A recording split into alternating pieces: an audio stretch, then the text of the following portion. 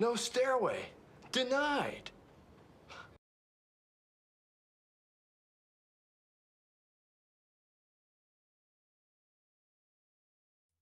All right, there we go. All righty, that was his. There we go. Not as smooth as I wanted it to go, but there we go. All righty, there we go. No merger. Denied. How's it going, everybody?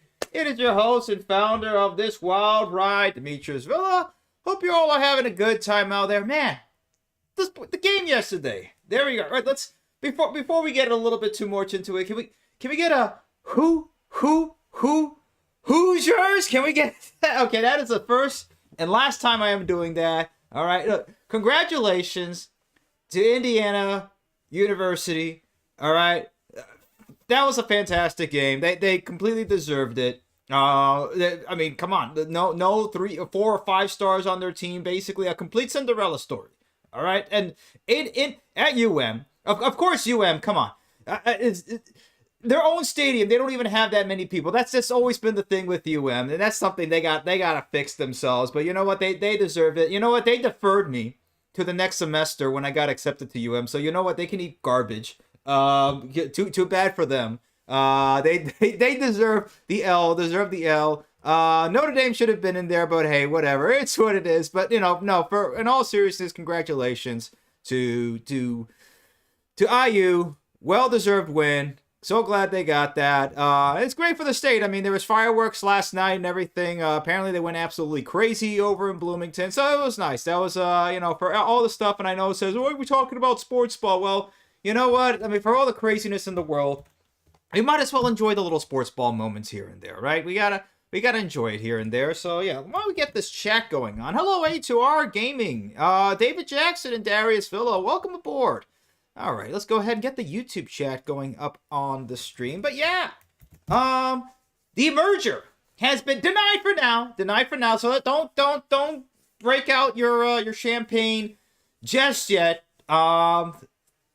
I mean, this is probably going to be happening at some point, but yeah, regulators, and this is according to the Surface Transportation Board, the STB, it's incomplete. They forgot a whole bunch of important information, including one, full system impact analyses that include, among other things, market share projections for the entity to be created by the transaction. So, is this thing a monopoly or not? And the fact that in nearly 6,700 pages that Union Pacific probably put together. Let's face it, Union Pacific is the one with the big coffers here. Okay, and they got some people on Norfolk Southern as well. But let's be the leading party in this is by far and away Union Pacific. They're the larger company. They have the CEO Jim Vena in Trump's ear. And I mean that literally and figuratively. He is right there next to him in the Oval Office half the time, okay? And has funded, or at least, let's put it this way, he has donated a sizable amount of funding for the ballroom. So yeah, it's obviously Union Pacific that pushed this merger together and pushed up the application. But in nearly 6,700 pages, they could not put out any sort of market share projections for what the entity is going to be. And that includes also the entire merger agreement. You think the agreement will not be there? Excuse me. Isn't this a merger? Isn't there some sort of agreement? Some sort of legal movement that is going on in here? Like the actual, I don't know, the agreement? The agreement would be in there, right? Including submission of any contract or any other written instrument that pertains to the transaction. Under 49 section blah, blah, blah, blah, applicants are required to submit full system impact analysis that includes actual and projected market shares of certain revenues and traffic volumes demonstrating, among other things, the impacts of the transaction on competition. I wonder why they don't want to show that. I wonder why. I wonder why. In the application, applicants project the merger will result in traffic growth, including diversions, and state that the full impacts of the transaction will not be realized until 3 years post consummation. So it's one of these surprises. We gotta do the merger to wait and see what's inside. I maybe it was Pelosi that wrote this. Who knows? We have to pass the merger to see what's inside. 3 years, guys. Just two more weeks. No, how about 3 years? How about 3 years? Oh man. But yeah, they're missing a good amount of stuff. Applicants must provide copies of any contract or other written instruments entered into or proposed to be entered into pertaining to the proposed transaction, i.e., the agreement, or what they're doing, what's going on. Again, agreement and plan of merger, not there. That does not include certain schedules and documents that are expressly made part of the merger agreement and that define applicants' obligations under it. So it's incomplete. Yeah, and this has been the news so far for that. Lack of full merger agreement. TRA transaction cited as STB ruling that application is incomplete. So this is a full 15-page decision of the board by the STB. The first point, the board found a disconnect between the application's projections of extensive growth and its use of 2023 data to define the market share that would be controlled by the merged railroads. Interesting. They don't want to share the future, or they don't want to at least estimate anything like that. Let me see. Let's put it this way. Finally, the UPNS application treated the disposition of the TRRA, and the TRRA is the Terminal Railroad Association of St. Louis. Okay, i.e.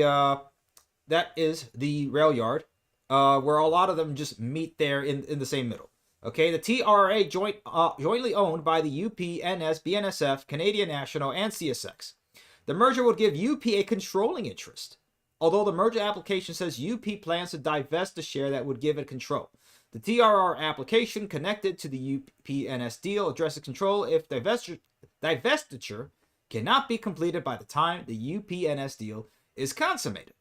The board noted the commentators had argued that the application was incomplete in other ways, but it would not reject the application on those grounds, but reiterated that it should make the application choose to file a revised application. Nothing prevents applicants from making additional changes to improve their application now that they have received comments from other stakeholders. So yeah, that's what's gonna happen. They're gonna go back to the drawing board. Okay. Not the first time that this has happened. Not the first, and probably won't be the last. Recent precedent for rejection of an application that was ultimately approved. The initial CSX applications require Pan Am Railways was rejected for lacking all necessary market analysis. See, federal regulators reject CSX Pan Am merger. This was back in 2021. We talked a little bit about that a long time ago. In a galaxy far away, an updated application was filed 3 months later. So, all right, that's a good time frame to look at this 3 months later. And accepted by the STB, the board went on to approve that application in April of 2022. So, there you go. That's the timeline we're looking at so far. So, UP and Norfolk Southern have until February 17th to inform the board that they will file an updated application, and until June 22nd to complete that filing. Now, knowing how fast they want to get this done, they're probably going to inform them probably in the next week or two. And they're probably going to get that filing in as soon as possible because they're really trying to rush this in rather quickly. This is not something that they're trying to pull on through or anything like that. They want to get this done as quickly as possible. While Trump is still in office, while they still have control of at least the House and the Senate for now, Jim Vena's got it made right now. So he doesn't want the apple cart to be shifting anytime soon. They might as well take what they have right now and get it moving. So we're going to see this really quickly. The funny thing is, all the other class ones are basically going ahead, laughing at this and lapping it up. They welcome the news. The longest comment came from Canadian National, which this week asked the STB to compel UP and NS to provide more information. CN said the board had rightly rejected the application. So they're just clowning on them over here. Simply put, this application is missing the last mile, CN said. I think a lot more than just the last mile. This decision reinforces that a merger of this scale cannot be assessed by omissions or partial disclosure and must be evaluated on a full and transparent record as required by the heightened standards under the new merger rules. Okay, just to make sure, guys, I'm going to put 40 minutes over here on the clock starting now. This is going to be a little bit of a longer sort of articles, but we're going to get to you guys, okay? And I want to make sure we get this done on time. 9:30, I'm trying to put it on the clock. So let me see if I can get through these articles and get there on time. We got a lot to talk about today. Not just that, of course, what's going on with Brightline, the terrible news that came out of Spain, and a couple of other things. So we'll get through that, but not too heavy on some articles, because there's some heavy news, especially what happened in Spain, and we will talk about that. But yeah, I don't want to try to make that the main news, because everybody is going to be pushing in on that. I don't want to be too negative. I do realize that there's a lot of negative news out there, but let's at least have a little bit of fun with this one, with what's going on with Union Pacific or Norfolk Southern's 6,700 page nothing, going nowhere, nothing burger. Let's see what else. BNSF said it applauded the STB decision based on the application lacking core information critical to determining the proposed merger's impact on competition. CSX said similarly, we appreciate the Surface Transportation Board thorough review and consideration of public and stakeholder input. So there you go. CPKC had the briefest response. They said, okay. No, they said today's decision clearly demonstrates that we have believed from the beginning that the Surface Transportation Board will thoroughly review and carefully consider this proposal. I mean, I think they just, like, everybody else said their thing, and they're like, yeah, whatever he said. That was basically the Canadian Pacific, Kansas City, because they also merged too. So they're like, yeah, whatever they said, just thoroughly review it. That's all. All right, what's going on over here on Discord? Let me see. Sound on Discord here. Okay, it was working on Discord. Let's go ahead and restart that again. All right, give me just a second. Let me go ahead and just make sure everybody knows we're restarting here. Give me a second. Let's see. Oh, now it's working. Okay. Never mind it. All right. Never mind. All righty. Okay, so that's I don't know what's going on over there. These oh man, Discord. But yeah, there you go. And that's not the only company that's also, it's not just the railroads, it's also J.B. Hunt, which is a trucking company, intermodal company. Intermodal chief says company is planning for multiple scenarios as it reviews the railroad's application, mainly because this is going to hurt their business. Let's be honest. The trucking companies don't like this. Most companies don't like this. The railroads don't like this. The truckers don't like this. Most people, except for the shareholders of Union Pacific and Norfolk Southern, apart from those groups, nobody likes this. This is not a good thing to be happening to this country, to be having massive monopolies and consolidations of two of the largest Class 1 railroads, the largest Class 1 railroad, and then the next the third or about the third largest or so. This is crazy.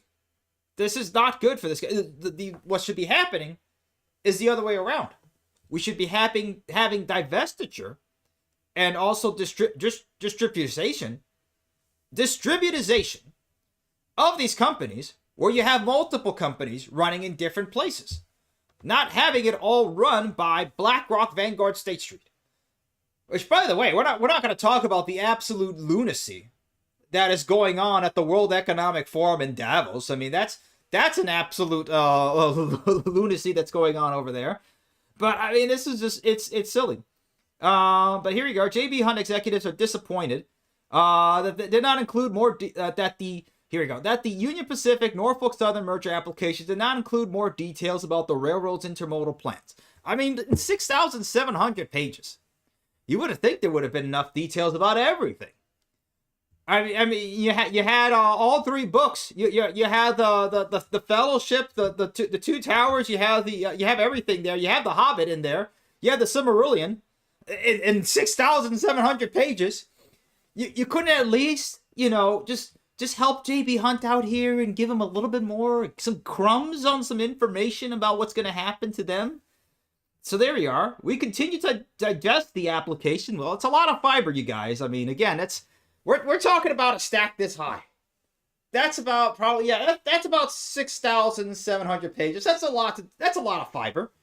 And had expected more intermodal specific questions to be addressed in the merger application than they were. Yeah, maybe you should make that a bigger deal. I think they should go to the Surface Transportation Board and say, hey, yeah, they should add that in there. Add as much in there. They got to add it as much in there. Add the whole anthology of Dr. Seuss books. Add in Dune. Add in everything. Add in every translation of the Bible in there for 6,700 pages. Might as well, right? Might as well, Union Pacific. J.B. Hunt, the largest domestic intermodal operator, is BNSF's railway partner in the West and has relied on Norfolk Southern as its main partner in the East, with CSX picking up a larger share of J.B. Hunt's Eastern business last year as a result of the BNSF-CSX intermodal alliance that launched in August. J.B. Hunt executives had previously said that they would continue to work with all the Class 1 mergers in a post-merger world. We're continue to have conversations with all Class 1 railroads.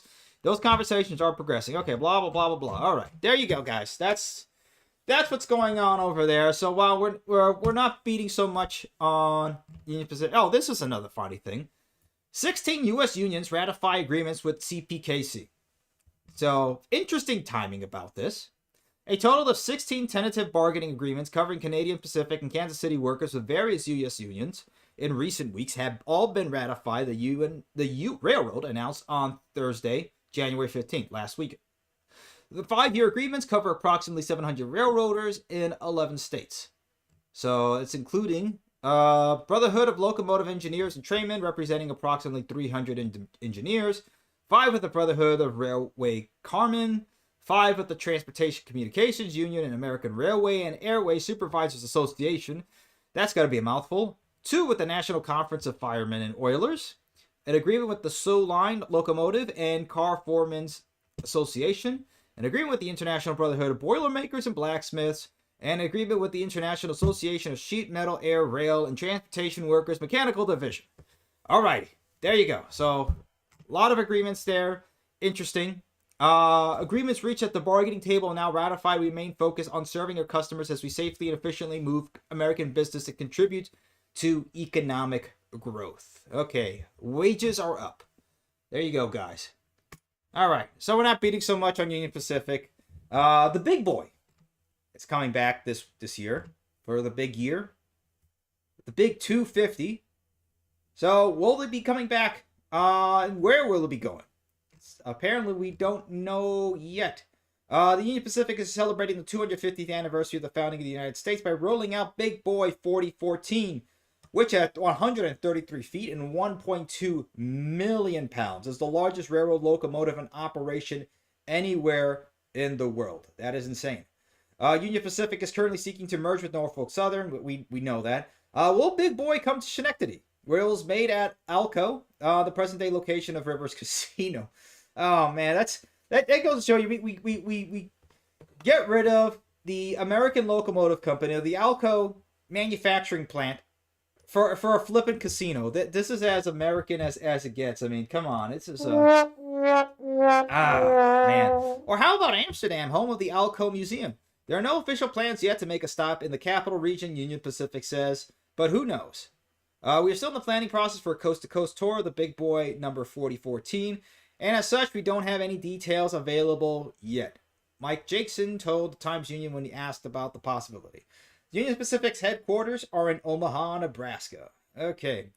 So yeah, let's see where it goes. It's now in Cheyenne, Wyoming, where it was restored over a period of 5 years and then used in 2019 for Union Pacific's celebration of the driving of the Golden Spike. Promontory Summit, Utah in 1869, when the rails of the Central Pacific Railroad and Union Pacific were connected, creating cross-country rail service. Now it's kind of funny in history when now Union Pacific is about to go ahead and own more or less the close to 40% of United States Class 1 railroads. I mean, that's going to be pretty crazy. So yeah, there you go.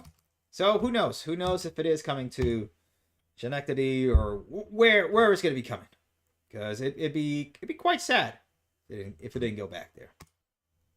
All right, let's move on to Brightline. We've talked about this plenty of times. Who's at fault for getting killed on Brightline? Because it's not Brightline. Brightline kills dozens, but not in Orlando. Why? Fences, bridges protect pedestrians. Fewer safety fixes exist farther south.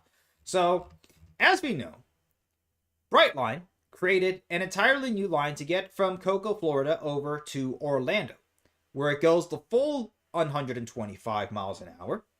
That's where it's then considered technically high-speed rail. But for the rest of the line, they are limited per the FRA to go either 79 miles an hour or 89 to 110 miles an hour. Okay, maybe not 110, but correct me if I'm wrong there. But yeah, and the most amount of deaths happen in South Florida. Okay, this is in per 1 year. Let me see. Along the 2-year extension, different. Yeah, so when you take the whole entire section together, Brightline Post extension, there's actually less deaths than the coaster in California from 2018 and on. But again, that's with the addition post extension over here. So the coaster in California, there's actually more, and this is a better way of saying it, trespasser deaths. Because that's what it is. It's trespassing. So let's see over here. Safety is a top priority at Brightline, said the company in a statement. In response to the Sentinel analysis, we have been a leader in the industry on safety and initiatives related to education, enforcement, and engineering. As a result of our focus, including our significant investments in safety infrastructure, the numbers are trending in a more positive direction. Incidents in 2025 are nearly 17% below the previous year, and April was an incident-free month. However, there is always more to do. I think that there's enough people now that have known enough horror stories of the bloodline. That's basically what it is. No, I think this is what's happening in Florida and South Florida. If they didn't get smashed by the Hoosiers, they're getting smashed by Brightline. So yeah, I think people are starting to get the message. Do not get in front of the flippin' train. It's as simple as that. Now you have some other people on here, and let's go ahead and see if we can find that part over here. Going ahead and complaining about this, and trying to be what's the term I'm looking for? They're really trying to reap and profit off the negativity off of this. And of course, it's a personal injury attorney. Todd Baker, a Boca Raton personal injury attorney who represents several people who lost loved ones to Brightline incidents. Yeah, look, it's that. It honestly is. Accused the company of anti-victim rhetoric. I don't know, man. You gotta make a choice. This is not... The train did not come off. You were not a victim of Brightline. This is not... You have a choice of being on the tracks or off the tracks. There's plenty of other places to be but the tracks. That has left his clients, quote, mortified. It's adding insult to injury, Baker said. I mean, people make mistakes every day, but they go home, they make it home. I mean, some mistakes, Todd, they don't go home from, and that includes mistakes on the highway. Is he going to do anything else? Maybe he can, I don't know, maybe work for Morgan & Morgan, man, because there's killing machines, and they're semi-auto, they're trucks. There you go. What about those? I mean, we see those commercials every day, but Todd wants it to focus on the thing that cannot jump off its trajectory. Okay? This guy doesn't have, okay, there's not like a billion things hanging off a Brightline over here, okay? It doesn't have a whole bunch of stuff in Sanskrit on the side, okay? So that's not the problem, okay? Anyway, here we are. In a July statement, Brightline's Vice President of Operations, Michael Lefebvre, summed up the company's stance, which has expressed from the beginning of service. And good, stay solid on that. Look, if you have to be, in corporate speak, you have to say that. These incidents are tragic and avoidable. Agreed. Avoidable is the key term over here. More than half have been confirmed or suspected suicide, intentional acts of self-harm, he said. All have been the result of illegal, deliberate, and oftentimes reckless behavior by people putting themselves in harm's way. Perfectly said. That's it. There's nothing else I have to say on the matter. So there we go. Yeah, that's it. And then we'll actually, there's less suicides. The Sentinel found a lower proportion of suicides than Brightline's more than half assertion. 25 were confirmed or suspected suicides. About 42% 42%? 42%. As if that really changes the number. I mean, look at this. Trains may exceed 80 miles an hour. I don't know. You have flashing lights. You have gate crossings. You have bells and whistles and everything else warning you. Don't go on the tracks. The trains exceed 80 miles an hour. You're not going to win that. So there's nothing else to say about this. Okay? No. Sorry. It sucks. It's sad. But ultimately, bad mistake. Bad. Including if you're a delivery robot. Look at this here. So. Oh, it's gonna crush it. Oh, it's gonna crush it. Hold on. Here you are.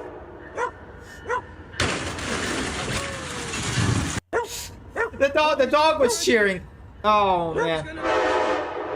By the way, these things are everywhere now. Oh man, if you see these food delivery robots, we get to live in the clown dystopia. We don't get the cool flying cars. We don't get to be eating noodles underneath neons and in the rain or something like that. We don't get cybernetic enhancements or anything like that. No, we get the silly clown world dystopia. We get the whatever this is, probably some millennial company, some BS Silicon Valley, and it has to have a smiley face on it with some Allegria art form garbage BS little delivery robot to go ahead and give you your Gordita Crunch on your 4 interest-free Klarna payments. This is our dystopian future, guys. We don't get the flying cars. We don't get Blade Runner. No, we don't get Cyberpunk 2077. Okay, maybe we don't want those dystopias, but we get the clown one.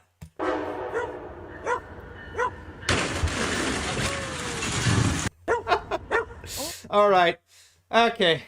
Other news. You guys can feel a little bit better about yourselves if you can't afford your student loans, if you can't afford all these bills coming up. Well, guess what? Brightline is also seems to be one of us now. Brightline is taking a page out of Sam Hyde's book, and they're just not going to pay. They're not going to pay. Well, they're deferring another bond interest payment.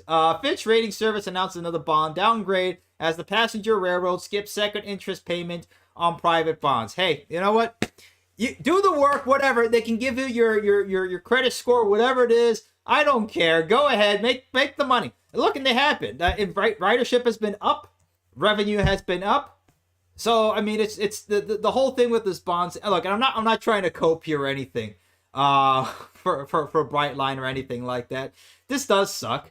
And everybody is having issues with, including all the big corporations, but they'll be the ones getting bailed out. I'm not quite sure about Brightline being bailed out, but still, yeah, you'll see it. They'll bail out GM first or Ford first, and we're gonna talk about Ford later on here.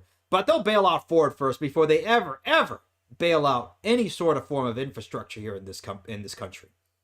So let me see. Interest payment due on January 31st too. So there may be another payment that may be coming along. But another news. For Brightline that's also related. Brightline hires ex-Eurostar chief as Vegas bullet train costs climb. Nicholas Petrovic, who led the London, Paris, Brussels train system for 8 years, will oversee the company's expanding Florida operations and what's likely to be the first U.S. high-speed railway in 2029. Brightline, the private passenger railway created by billionaire investor Wes Edens, has tapped Nicholas Petrovic, or is it Petrovic? I'm not quite sure. A past head of the high-speed Eurostar line as its new CEO. Now, weren't we just talking about how across the world there's plenty of other experience that we can be able to borrow from or be able to use over here in this country? Because we can. Now, we can borrow it. And the places where we are borrowing this we're talking about places like some places in Europe, because we'll talk about that. And definitely Japan. That would make sense. Okay, I know everybody's gonna say, well, why do you keep saying Japan? Why do you keep saying Japan? I mean, look, it makes sense, and we'll talk a little bit about that later. But Yeah, this is interesting. Petrovic, who recently led Etihad Rail Mobility, the high-speed system in the UAE, will focus on building Brightline's Florida service and ridership, which operates between Orlando and Miami. Reininger is shifting to managing director of Brightline West, tasked with getting the 21 billion 218-mile bullet train built and running by 2099. I'm sorry, 2029. Not 2099, I hope not. The insights that Nicholas brings from around the globe will strengthen our operating company as it continues to grow and expand, while Mike concentrates his focus once again on implementing an unprecedented infrastructure development. And that works, Eden said in a statement. So that's all really we have to go ahead into this. More or less what we've been talking about, Brightline West, has more or less been the same. But that makes sense. Reininger and I've known him for years. And even did interviews for with him. He's more of the type of guy that wants to build. There's two different types of CEOs that you typically find. The ones that are going to be more growth or builder oriented, and the ones that are going to be more operations oriented. Okay, so a guy like Nicholas Petrovic over here is a guy who thrives in operations. Okay, he does well at running the day-to-day sort of stuff and keeping a thing running and growing at the same time. Okay. Somebody like Mike is going to be, let's start this from the ground up. Let's get this running. Let's build a foundation. Let's build a system. So there's going to be two different types of work at here. And this is good from what we're seeing over at Brightline. Again, hope they can be able to get this built. I'm pretty sure, they will get this built. They still have, again, the $3 billion federal grant, which apparently the Trump administration has said absolutely nothing of. So it seems like the Trump administration is going to leave it. That's perfectly fine. They can go ahead and take Greenland for all matters. Who cares? Not that it's not going to matter for us if they get Greenland, right?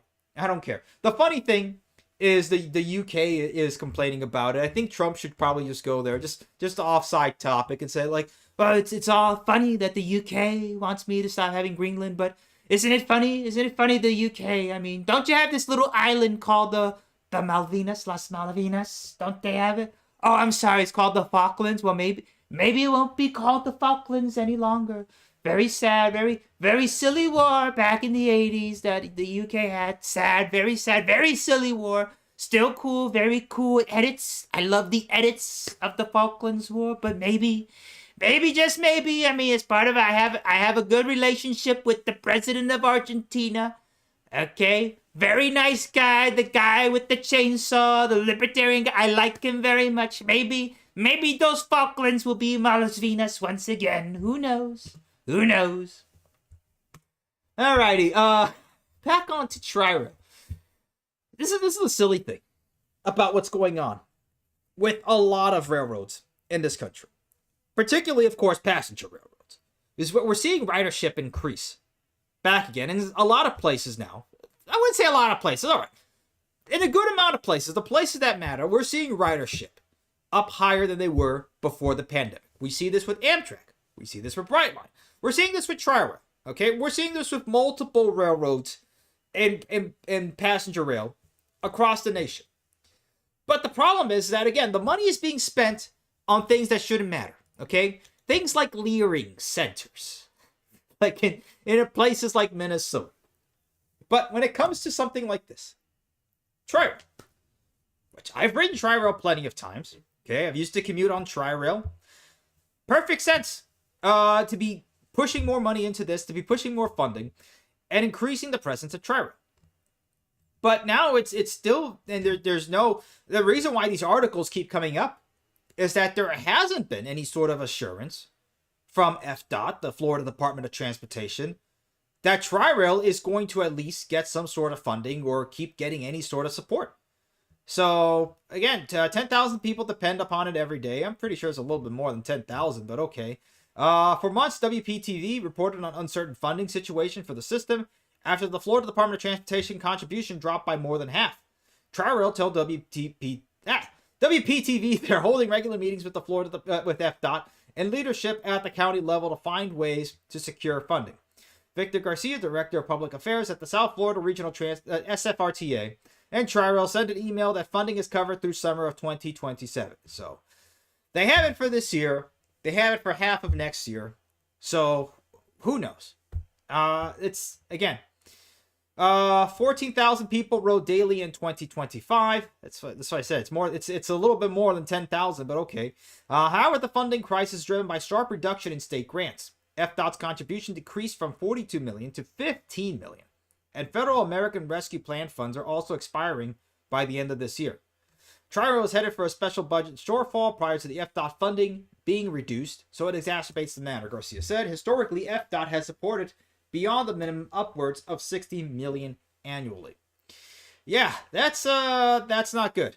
I mean, look, if there is any sort of way, and I think having the relationship, again, that's the relationship between Tri-Rail and Brightline is now held on the back burner because you have this ridiculous court case between Brightline and its sister company, FEC. So until that can push through, we're not going to see any sort of maybe private-public partnership between Brightline and Tri-Rail. Although Brightline, it's kind of having its own problems when it's coming to paying its bonds. But again, everybody is sort of stressed. And hey, wages are up, guys. Wages are up. All right, real quick, 13 transit projects expected to open in the U.S. this year. Let's have some good news. Okay, here we are. Let me see. Dive Insight Atlanta. Oh, this is not entirely 16, but okay. 150 miles of new fixed skyway transit lines are expected to open this year across the U.S., Canada, and Mexico. We only care about the U.S., please. This is the American Rail Club. We will talk a little bit about Mexico later on. Atlanta will launch a 3.1 mile BRT line from downtown Atlanta to the Atlanta Beltline. It has to be BRT. Baton Rouge, Louisiana plans to complete a 9.3 mile arterial rapid transit line to connect the north and south sides of the city to downtown. Kansas City will extend its streetcar line a grand total of 0.7 miles to Berkeley Riverfront Park, while Orange County, California expects to open its 4-mile streetcar line connecting the cities of Santa Ana and Garden Grove. All right, so we're moving slowly, but we're moving ahead. Seattle 7.5 mile light rail extension will connect 2 existing light rail lines across Lake Washington. So there we go. At least, hey, Seattle's spending some money somewhere. At least they're doing something right. Just be careful where you step in Seattle. It could be, if it's squishy, it could be poop. If it's stingy, well, you probably now have hepatitis. Okay, let's get on to some bad news over here because I know people want to talk about this. But now in Spain, at least 21 people have died after 2 high-speed trains collided. It happened near the town of Ademuz, where a train heading towards Madrid derailed and hit another on the other side of the tracks. More than 30 passengers are being treated for serious injuries in hospital. Barry Caffrey has the latest. This was the scene after the collision between the 2 high-speed trains in southern Spain, which happened shortly before 7 o'clock local time yesterday evening. A train en route from Malaga to Madrid derailed near to the city of Córdoba in Andalucía, crossing onto the other track where it hit an oncoming train. Avanzar a los primeros coches del tren que aún hay asientos vacíos. One passenger described the moment of impact as feeling like an earthquake and said survivors had smashed windows to escape. Yeah, this is quite terrible. All right, Military personnel. We'll just go through this real quick. So yeah, this has happened. I think the death toll has climbed a little bit since then. I don't quite remember right now, but this is the latest so far. Not good what's happened in Spain, and unfortunately, this wasn't the first time that's happened in Spain, which is sad because after Japan, Spain has the largest high-speed rail network in the world, and of course after China. Okay, China is by far and ahead out of everybody, but Spain has built itself really quickly a really good high-speed rail network. Now, what has happened with this exact accident over here? Okay, so there's 2 operations happening over here. You have a private operation and a public operation, this is normal now within Europe, okay? Because you have more of a free market economy when it comes to rail transportation and private rail, passenger rail transportation in Europe. But I mean, hey, look, we'll give them some credit because the Europeans haven't been getting they've been a little out of sorts the last couple of years. And especially the last week. They have been really out of sorts. Okay, but we'll give them credit where credit is due when it comes to their high-speed rail system. But when it comes to Spain, this one is pretty weird. Let me see. Yeah, killed 39. Yeah, so far 39, I think. Now this was updated 18 hours ago, so yeah, it's a lot more now than 21. It's 39. This is not good. And again, prayers for anybody who has been affected by this, because there's some pretty terrible stories about like the one. A little girl who now her whole family is dead after they went to go ahead and see The Lion King, and they were just getting back home. That's pretty terrible. I mean, it was really awful stuff, and obviously extremely avoidable.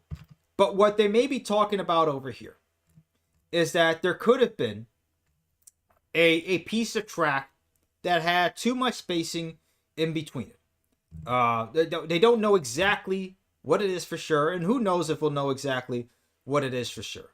But one of the theories is, again, a broken rail joint. So real quickly, involved two high-speed trains, one operated by the private consortium IRO, and the other by Alvia, run by Spain's public railway company Renfe. The last two out of the 8 carriages of the trademark red IRO train going from Malaga to Madrid derailed and hit the oncoming Alvia, causing the later's first 2 carriages to derail and fall down an up to 5 meter or 16.4 feet embankment. So there you go. Here's a diagram of what happened. At least 40 people died in southern Spain after a high-speed rail delayed and collided with another one on Sunday night. So yeah, there we go. This is again an absolutely terrible thing that can happen, and the fact that there's no sort of information of what exactly happened over here, we don't know. Now, this is, again, not new to what happened in Spain. So they're saying it could be a broken joint. Other officials are saying, well, that joint was broken during the accident, so it wasn't actually that. We don't know what it actually is. Or it could be something to do with the track. We don't know. Did not rule out a problem with the track. He said nightly inspections with tampering machines were meant to detect any rail fatigue, in which case the control center automatically reduces the circulation speed. Okay, and it seems like the union, the drivers' union, had warned Adif in a later last August of severe wear and tear to the railway track where the two trains collided, according to a copy of the letter seen by Reuters, saying potholes, bumps, and imbalances in overhead power lines were causing frequent breakdowns and damaging the trains.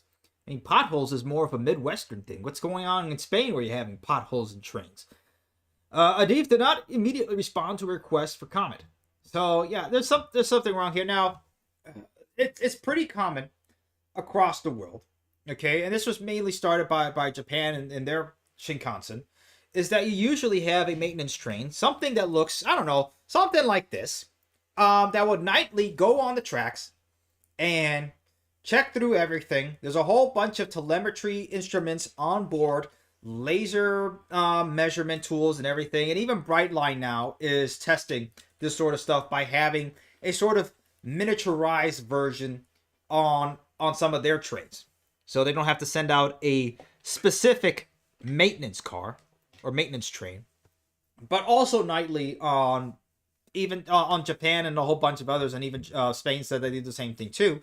There's also a maintenance crew that goes out every night and making sure that tamping down all the railroads and making sure that all the ties are set and everything else. But what happened here, again, this is very strange. Now, of course, a lot of people also remember the Santiago de Compostela derailment that happened back in 2013. And again, 178 people injured, 79 people dead. Okay? Now, what happened here was not one of the train went way over speed in a curve that it shouldn't have gone over, way over the posted speed. And what has been basically the standard, even since the Japanese, again, we're going back to Japan. Okay, this is something that has been done and said and done. Okay, which is a reason why Japan, after 9 billion passengers in close to 60 years, 0 fatalities, 0 in operation, and there's a reason why. Now, who knows what happened here with Spain and what the exact what happened with this accident, but we know what happened with the previous Santiago de Compostela accident was they didn't have any sort of what's called automatic train control or positive train control. Now they do have that, where they added what's called automatic braking and announcement of signals at this approach to make sure that if the train is going above that certain speed, that the systems on board will go ahead and automatically slow down the train. So, yeah, that's it's pretty crazy. All right, we got 5 minutes left on here. I know. Let me just go real quick through these little X things, and then we'll open up the phone lines here real quick. I see it's 8:45. Coming back to the United States, be careful when you're driving in Minneapolis. By the way, this is the silliest thing. I've noticed a lot of people here in the United States have extremely terrible situational awareness. If you see somebody running up to your car, Open the door. don't be like this lady over here. Like a deer in the headlights, not knowing what to do. There's fight, there's flight, and there's freeze. Now, people keep saying that there's fight and flight responses. I disagree. And most people are going to disagree. People who know will know. Most people freeze. Most people don't know what the hell they're doing. They don't know if they're fighting. They don't know if they're flighting out of here. In this situation, step on the gas and get the hell out. It's simple. Okay, and I've had to do this in my life. I mean, I'll talk about that if you guys want to. And one of them was very recently where I've had to get away from a not a good person and not a good situation with my wife in the car, by the way. So that scared the crap out of her. But you know, saved our lives because of it. But look at it, getting swarmed over here. So again, be careful where you're driving here. They finally get away after 34 seconds. Took them 34 seconds to get out. Do not let it take you 34 seconds to get out. If you see this sort of mob coming after you, you're not even a mob. You see a car a little bit shifty next to you. You see a guy wearing what are they calling him now? Shiesties, basically ski mask. If you see somebody wearing that next to your car, fiddling around, I'm speaking from experience. It's time to get a little bit out of there. Get out of there. Be careful where you're biking too. Driving here in the United States is just getting worse and worse.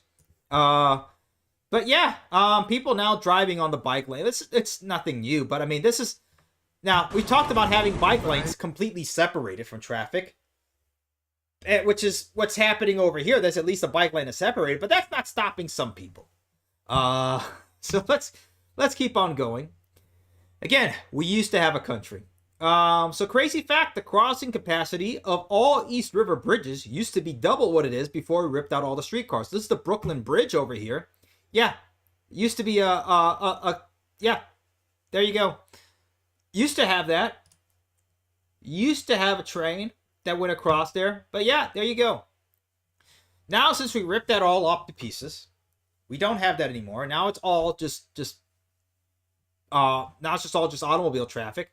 They don't have that anymore. So there you go. Look at that. Brooklyn Bridge went from having train cars, capacity 341,000. Peak year, 426,000. 1989, which is not too different from 2025, 178,000. Again, it's a numbers game. When it comes to transportation, it's about capacity. Not how many cars you move, but about how many people that you move. Yeah, look at this. Manhattan Bridge at one point used to have 703,000. Now it's slashed in half, 360,000. Same thing with the Williamsburg Bridge, same thing with the Queensboro Bridge. Same sort of pattern. We've gone backwards. When it comes again, we don't even have the fun dystopia. Okay? We don't have the flying cars and even Cyberpunk 2077 has a metro system that works. Okay? Half the United States doesn't even have, more than half the United States doesn't have one. And if that's not bad enough for you, I've talked about making these sorts of jokes when it comes to potholes. Either filling them with with like a cone with plastered with the face of the mayor or something on there sticking out on a pipe. But this guy went the next step and planted a tree in a pothole, and then the city finally got to it afterwards. They just took out the tree. They didn't even fill the pothole. They just took out the tree. That's it. They brought this all out to take out the tree and still left the pothole. So then they left a little note over here, rest in peace tree. There you go. Oh man, what a joke. Again, we have enough money for this, but not for our infrastructure. So I don't blame it when some people say, you know what, don't pay for your stuff. Don't pay for it. You know, Brightline, you know what? Maybe Brightline's onto something here. Maybe that's just what needs to happen in this country. Maybe don't pay the taxes. Don't pay the. This is just a joke, by the way. This is just a joke, okay? Because we can joke. We can joke all day and all night about little clubs and stuff like that, and a whole bunch of other stuff and everything. Let me get the 15-pound one, okay? There we are. There we go. Yeah, we can joke all the time about this sort of stuff and everything, but the minute we joke about taxes, now we can't do that. Even the Joker, if you guys remember the old the Batman the 90s show, I gotta find that clip. The Joker would mess with everybody else. He would not mess with the IRS. So let's get that straight. So as a joke, all in jest, and I mean that in all seriousness, jest. But here you go. If you're paying all this money, you're paying all these taxes for them not to fix the roads, for them not to build the bridges, for them not to fund the transportation. Maybe this guy has a point. I genuinely don't believe in like registering your vehicles, like at all, like genuinely at all. I never register anything except for my wife's car because I don't feel like Dylan's getting pulled over, and I won't register any of my trucks. I'll keep insurance on them though, because you get fetched over if you don't have insurance. But I will not register my trucks until I at least have to go to court for being pulled over enough times of it not being registered. If at that point I get pulled over court, and if the ticket itself is more expensive than actually register my truck, I will go register my truck. But until that point, I most likely will probably sell my truck before I even need to register it or get caught enough times to make it worth this. Because fetch the government taking my money, dude. Fetch them. Fetch you, government, for taking my freaking. It is your American right to find out every way you can avoid paying taxes legally. Okay, legally. He had it legally at the end there too. So again, guys, this is not at all legal advice, and this was all just a joke. But I mean, you pay taxes, so they keep leaving potholes over there. And then when you know what, it'd be better if it was filled with just dirt. Because at least the dirt is not going to go boom, boom, okay? And oops, there goes my suspension. Oops, there goes my rim. Oops, there goes my tire. Is the government going to pay for my tire? Is the government going to pay for to redo my suspension? Is the government going to pay? No. I might as well just lay dirt on there. Because at least the dirt won't destroy my suspension. But what will the government pay for? The government will pay to remove the tree and still leave it there. And leave all the other potholes. So until then, I mean, great, you captured Maduro. Great, you can go ahead and go into Greenland. How is this fix the country? I get if somebody's gonna have a crash out. Yeah, you know what? Why not? Why? Oh, somebody put the clip over here. There you go. Thank you, Minor Tree. Here you go. Let's play this. Here we go. For further context, everybody. Oh, no, sir. I'm not here for a job. My name is Perry. I'm from the Internal Revenue Service. Yes. Seems to me I've heard of that little organization. Then you must realize, as Mr. Barlow's sole beneficiary, you owe us a tidy bit of inheritance tax. Now, $250 million minus Uncle Sam's current state and federal percentages. This should clear up your account.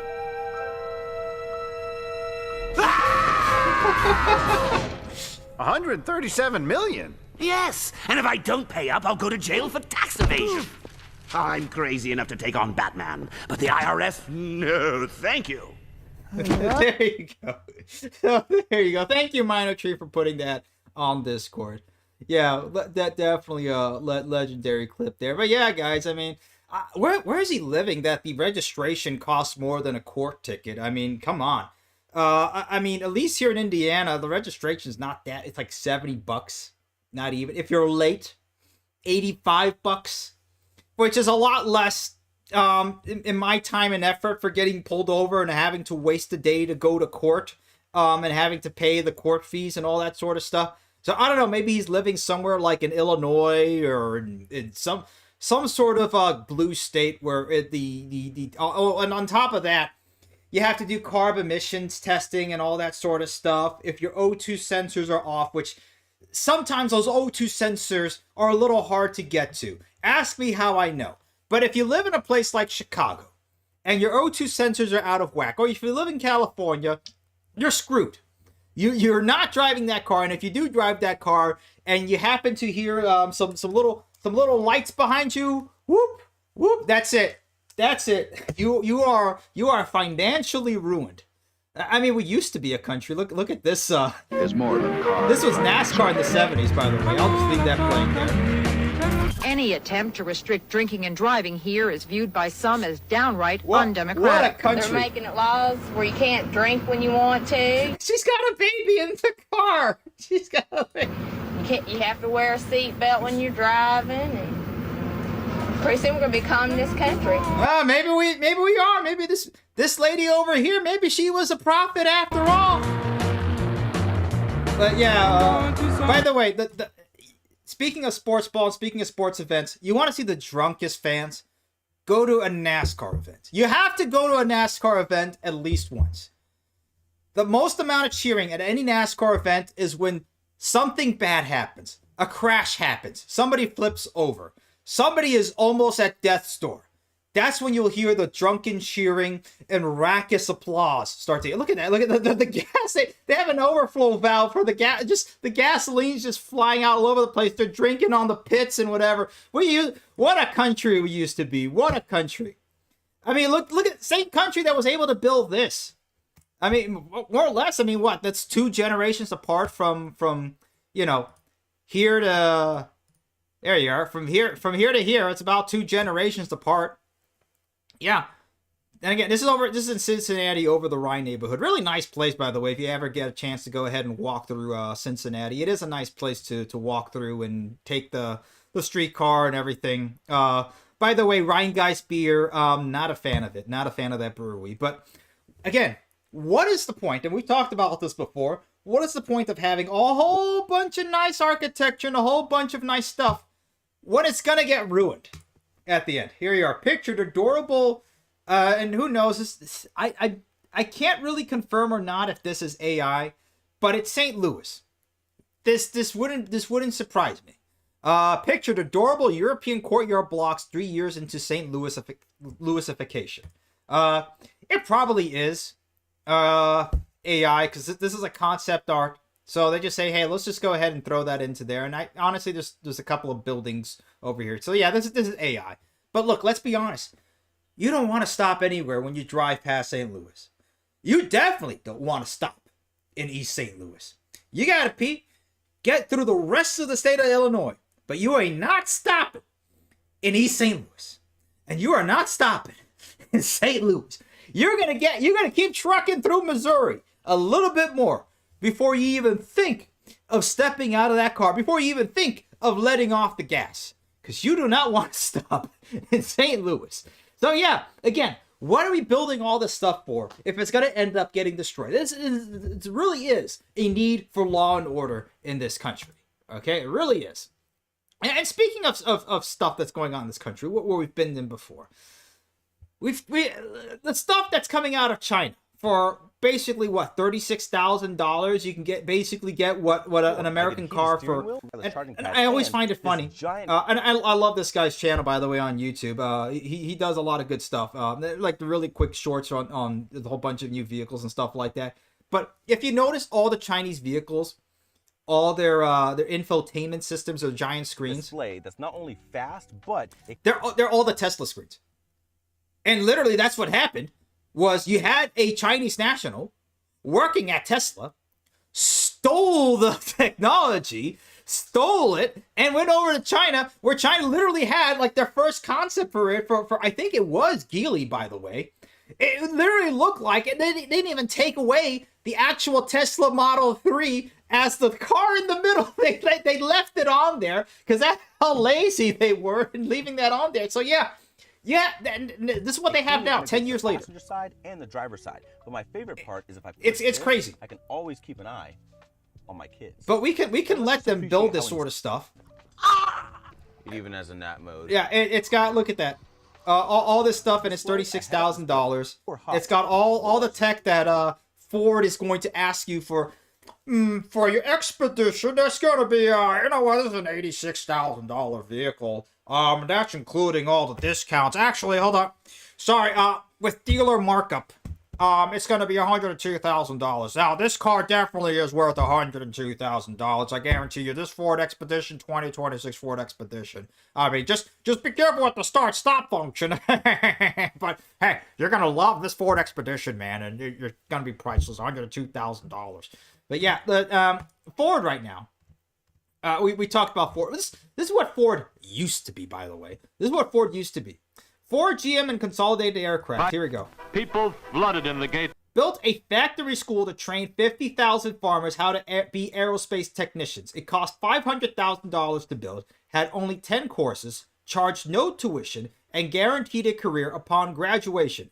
No resumes, no 6-part interviews, no Sally at HR, no thank you for applying, but after further review, we decided to go with, that sort of stuff, and no workforce shortage. Look at this. Of Willow Run, summer and winter, by day and by night.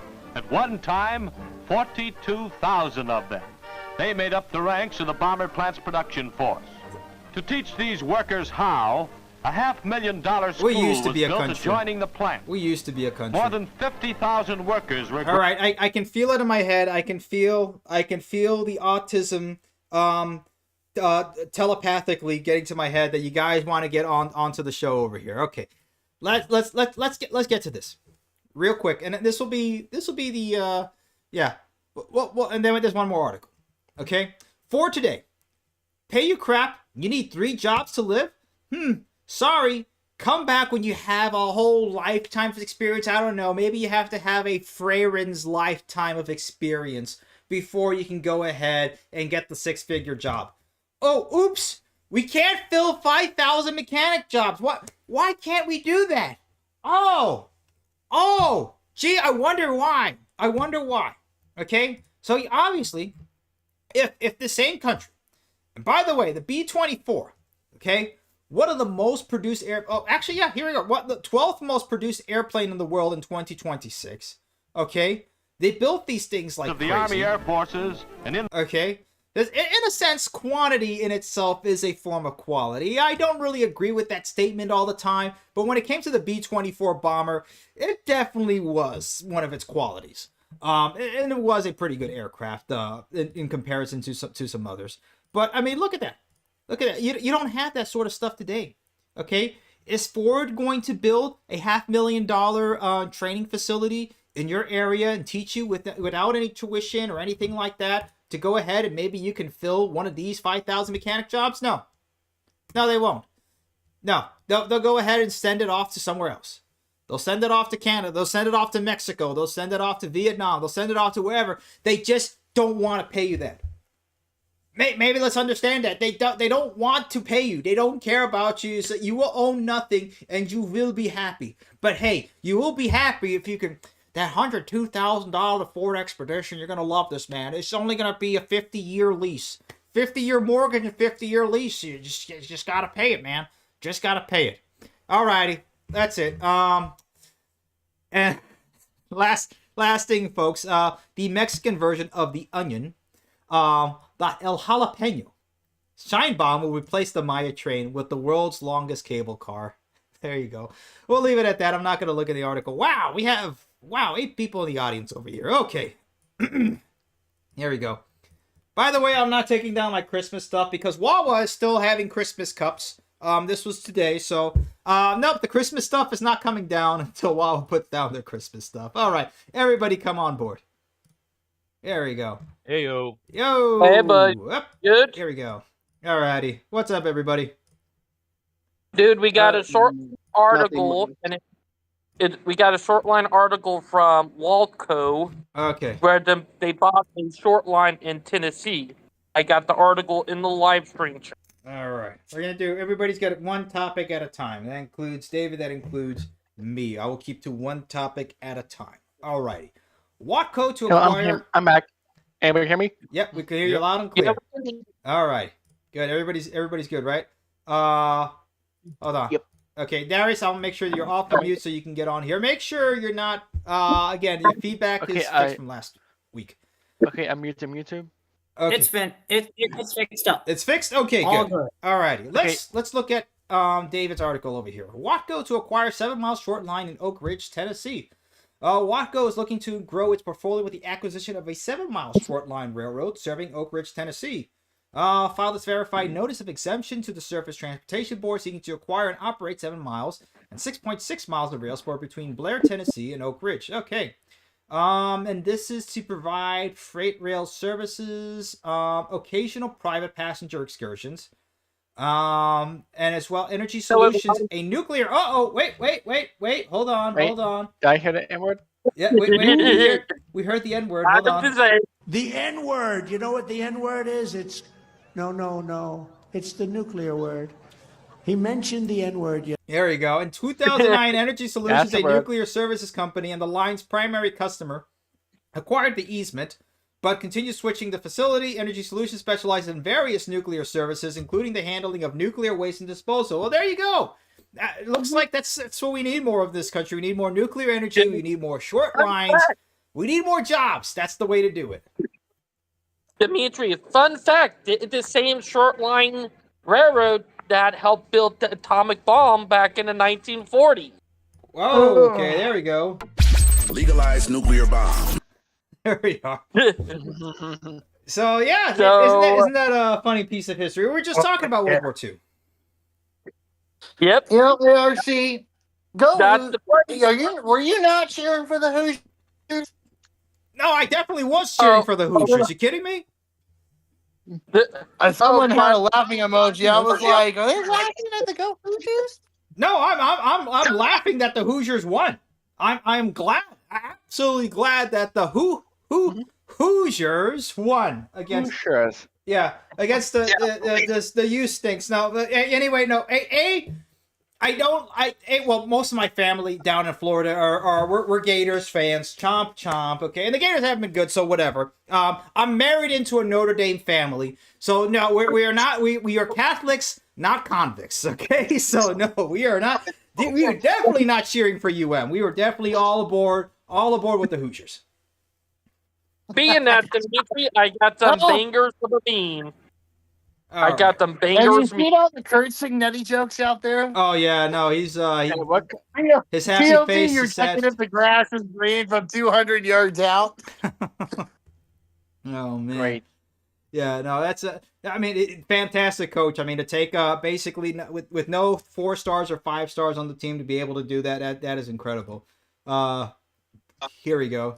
Let's go ahead and reset over here. All right. David with the mac and cheese out. There we go. Thank you, Minor Tree. Okay. Reset. All right, let's go next on the line. Minor Tree, what's up, man? Yeah, I mean, I want to go back to the thing about Brightline from earlier. All right. The first one, when they killed the robot, people didn't care, but we need to go with the professional's opinion. And how do we get people to care about it? We need to go to the store and put giant googly eyes on every single robot, so people will care. It's such a joke. These things are a joke, and they like, hi, my name is Lucy. It's like, I don't care, Lucy. You're bits and bobs to me. Yeah, but when you know things are bad when the lawyer's like, yeah, about 42% of people die using the train. It's like, all right. So 42% is, we're unknown about 10 to 20%, and how much do you want to give to stupidity? Another 10 to 20%? Yeah, this whole thing, and I'm glad, you know what, that because at the beginning, Brightline was trying to give the benefit of the doubt, but now they're really like set on this. Like this is the perfect way to set this. all have been the result of illegal, deliberate, and oftentimes reckless behavior by people putting themselves in harm's way. There's no better, more professional way to put that in. I mean, we can joke about it on here because we're not officially affiliated with Brightline, so we can joke about it all we want over here, in good taste or bad taste. But you know, this is absolutely true. This is the correct way to deal with this. Like, no, this is wrong. It's illegal, deliberate, and reckless. Simple as that. Have you seen what Tri-Rail's getting? Yeah, we talked about Tri-Rail. Yeah, Tri-Rail, yeah. Yes. Yep, they're getting new locomotives. Oh, I just saw it on the diesels. Oh, they are? Well, put the diesel. link there. Minor Tree, anything else that you wanted to share there on terms of Brightline or any other subject? Yeah, I mean, it for the most part, they found out that if you segregate the line, the likelihood of getting hit by a train drops to near zero. So I know this is a big ask for people, but can we do that for the entire line, or am I asking way too much? Whole line. I don't know. Corridor. People might be saying I'm asking too much of people. I mean, it's what, a 5-year project to get people not to get on the tracks if it's next to impossible to get on the tracks to begin with. Yeah, I mean it shouldn't be Brightline that should be paying for it though, at this rate. It was. I mean, the Orlando to Tampa extension is supposed to be completely grade separated as well, running along the median. But yeah, I honestly, this whole thing with Brightline going here, I mean, we wouldn't have had this happen were it not for the roads going through the original FEC right of way that was there before any of the roads came about. But yeah, it's true. Look, if it could happen that Brightline was able to go ahead and magically get this thing all up on a different right of way, like any other high speed rail system, yeah, the deaths would go down to zero. That's without a doubt. But it's just sad that we're not going to be able to get that much entire sort of money and funding into there. Okay. I mean, if you put giant googly eyes on the train, so if they do get hit, it's like the trains are really derpy. They couldn't stop in time for you. So the pictures would be harder to defend. I mean, if you kind of squint a little bit over here in this picture, I mean the dash cam on Brightline can kind of look like a googly eye right there. I mean, I don't know if anybody else sees that. You can ask me, but it's not going to be close. Demetria, you got the fun meme I sent. Okay, you got the memes. Okay, Franklin memes. Guys, come on, these are still 2025. By 2025, I mean December of 2025 at this point. Franklin converts a classic Alco locomotive to battery power. Oh no. Yeah, we don't talk about that time. Yeah. Wait, he's not an electrical engineer. And I got an Indian training. Okay. I got an Indian training. Right. I got the Cracker Barrel meme from. All right, let's hold off our memes. You guys were mentioning about Tri-Rail ordering 7 new locomotives. Here we are. Okay, these look familiar. These are definitely Siemens locomotives over here. There you go. Okay, so the Siemens locomotives are becoming the new F units, the F40. Is that a dual motor locomotive? Yeah. They're becoming the new F40, I swear.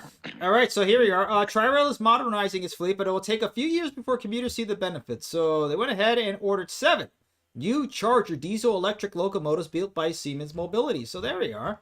Okay, the same locomotives that are used on Brightline are going to be now being used, and also used on Amtrak as well, are now going to be on Brightline. I'm sorry, on Tri-Rail too. So there we are. Okay, until 2029. I don't know why it's going to take that long, but who knows if we'll have Tri-Rail by then. I mean, they seem pretty sure. They've already put in the order, so that seems like a good thing.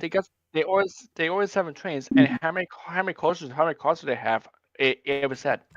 Usually about 3. Let me see. Yeah, 1, 2, 3. Yeah, usually the ones I've seen have usually had 3. Usually 3 times how many fleet? Let me see.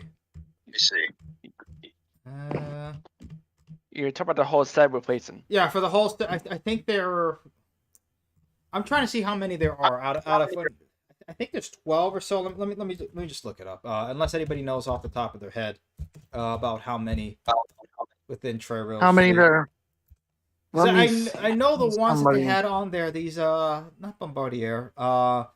These are well relatively new. And by new I mean like they're 15 years old. Let's see. They're from Canada too. Yeah, and they're starting to look their age a bit. Let's see. Wikipedia's not giving me in the fleet. Okay. Speaking of that, short line in my state, another short line in my state just got a new customer, the Greenville and Western. That up near Greenville, South Carolina. They just got a new customer that get lumber load. You got a new lumber company? Do you know how many lumber loads daily? Up there. Let's just say it's going to be big. It's one of their biggest customers in a long time. What's probably going to happen is that line's going to be eventually going to be the sole provider, or that company will be the sole reason that line's still alive if the other companies don't shut down. Not quite. It have two interchanges. It have another interchange with the Pickens Railroad, with another factory, and with CXX in Greenville. Yeah. It what you call a true route railroad, or technically it interchanges with one railroad, take its freight to another railroad. And it does got a lot of customer on it, plus it does storage too. Yep, that's how. I think that's actually how a lot of like your scenic railroads do. They'll use their line for storage. All right. To answer your question, Adam everywhere, 20. So there are 3 1992 MK F40s that were rebuilt in 2020 to 2021. Another 2 EMD F40s. Another 3 EMD GP 49s. And then the 12 Brookfields that were built in 2013 to 2015. Yeah, those are about, like I said, yeah, about 12, 10 years old now. At least. At this point. Yeah, so it's probably in time to replace just some of the fleet and do the rest later. My guess right now is that they're going to probably replace the 1980s. Yeah, they're replacing the F40s. I'd say maybe the GB49s too. Yep. Yeah, because if they're ordering 7, 3, 2, 3, yeah, that's about 8 there. Yeah, so that seems like it. It seems they're not doing the Amtrak route and getting it in the 1970s and then just keeping them running for the next half century. The Brookvilles were the newest locomotives. They'll probably keep those around. And my guess is that if they get really impressed with them, they'll probably buy and sell off all their Brookvilles. Yeah. I mean, those are pretty good. And anytime that I've had those, come on, the ride's usually been smoother than the F40s. Alrighty. Star Force 97. Anything that you want to mention? I just want to recommend. I just want to recommend this one YouTube guy with that I just watched talking about I believe the transition, Metra's transition to regional rail. I'm going to link him in the description if I can find it. But this is a really good urbanist YouTube channel that I found. He's based out of Columbus. Heartland Urbanist. That's his channel, Heartland Urbanist. And he does a lot of great content, urbanist content in the US. And his latest video about Metra's pivot is definitely worth a watch. And maybe, who knows, maybe we could see if you could reach out to him and see if if you'd be interested in coming on and talking with us. Yeah, certainly. All right, I'm gonna give him subscribe right there. So there you are. Okay, guys. Heartland Urbanist. And he's got the video here. It came out a day ago. Chicago's massive bet on regional rail, Metra's pivot. Okay, definitely gonna give that a watch after this and give it a look. Okay, that's good to know. All right, appreciate the shout out there. Speaking of YouTube, let's see what's going on over on the chat here because I've been You should hear what's gonna probably happen to Discord. What's going on with Discord? Oh, I'll just put the image right in the chat for you. Oh boy, what's going on with Discord? Wait. They're gonna pull a Roblox and they're gonna be doing an age verification. All right, Discord is now testing age verification in age groups. Was Roblox ahead of the curve, or did they start a massive domino effect? Okay, good. Well, hey, at least look, if we hear anybody in this channel calling anybody kitten, we're coming down with the bats. Okay, none of that stuff in this channel, please. None of that here. Okay, no Roblox type of shenanigans unless it's on trains like Genesis is doing. Then that's okay, but be careful who you're talking to. Just want to be wary of that. Okay. Speaking of chat and what's going on, let's see. F's in the chat for the I asked ChatGPT for more info on it. Yeah. So why do we need these kinds of bots? Yeah, that's been the new thing, Brian Rock Rail fan, and a whole lot of places are doing these delivery bots everywhere. They're doing it because nobody wants to work in those places anymore because they see it as a low life job. Yeah, it's that the gig economy. Well, the gig economy has gotten to the point where it used to be like when Uber started. What 10 years ago now? You used to get a good living, but now Uber has taken such a massive cut out of it that it's not even worth it anymore. So because Uber isn't making enough money out of it. Yeah, they definitely lost a whole ton after the Why do you pandemic. think they started doing?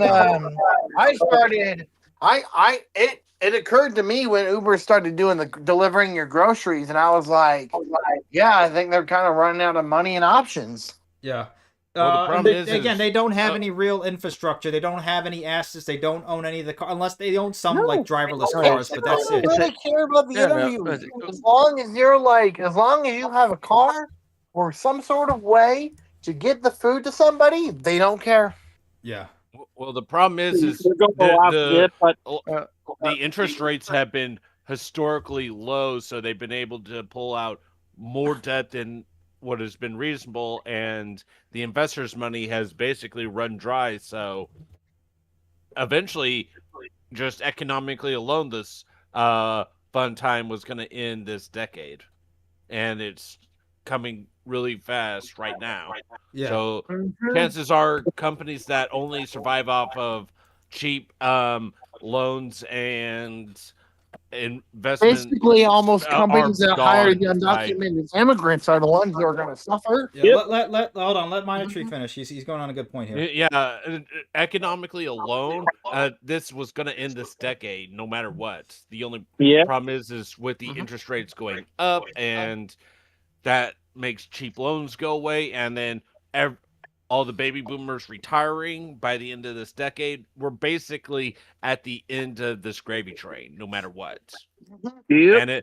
And even if we all the baby boomer era is over. The baby boomers but even if we all got married and had children by the end of next year, we still have to wait 40 to 60 years before we'd have a large enough cohort to have this level of cheap capital again. So yeah, this fun time we've been experiencing since basically 2005 is not coming again in our lifetimes, and that's being generous. No, that's being very generous. Yeah, that's it. The economic paradigm is shifting. You've heard it over and over again about the everything bubble. It's becoming real. The only thing that's propping it up right now is the whole AI bubble, and that's maybe got another year or two before that peters out. I mean, hey, you'll be able to afford RAM this decade, after no that. matter what. Yeah, but yeah, 2030 is going to be a big major shift. Like I said, the whole big the 2020s are going to be an absolute shit show until everything comes ahead. So who knows? And then who knows what the hell the 2028 election is going to come out with? That's oh man, this is Dude, I'm voting for Giant Meteor and Black Death. It is a crazy train already. Giant Meteor, Black Death is always a good option. I'm gonna vote for anyone that supports public transit. There we go. Yeah, I pretty much feel the same way too. Anything that's pro-transit. Underemployment and I said debt something should be the very biggest- funny. Yeah. should Hold be on, the hold on. I'm actually biggest curious what the country. governor elections in Minnesota are going to look like. I don't know. Hold on. Let's let Darius speak. Darius didn't get a chance to speak last week on his birthday because he had technical issues. What's up, Darius? Hi, Demetrius. What's up, man? Happy birthday. So Happy I birthday, finally got. So I finally got my technical in gear with my DJI mic. Gary, you there? Yeah, we hear you, man. Go ahead. You don't have to. still You don't muted. have to explain. You're good. You're good to go. Go ahead and speak about whatever you want to speak outside of the technical issues. Go ahead. Okay. What was Can you hear us? thinking? What was I thinking? You were talking about underemployment there, and while we were all Yeah. No. This issue that's really hitting us hard, like the debt and all of that. That should be the biggest issue of our in elections. The biggest Dude. issue affecting our country in elections. Yeah. No, I It has a agree. full- Go ahead. It has a fold with national security as well, because you heard a story of Kevin Mallory. Remind me who And that is, people because I know you've mentioned a whole bunch of different people to me on the phone before, but go ahead. You know this guy that did some of these Americans that have been accused of spying for China, and he said that they should be put on death row? Well, some of it can't be.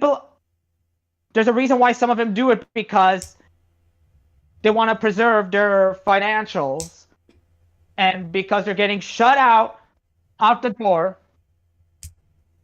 by George or the way the economy treats them, and they once had great security clearance, and they said, "Oh, we need to get so we could tack this Indian in."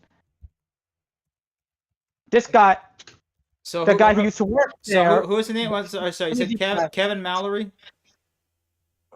Yeah, Kevin Mallory. Yeah, the guy gets very depressed, and he's desperately looking ways to not just keep his finances in order, but also keep his skills in order.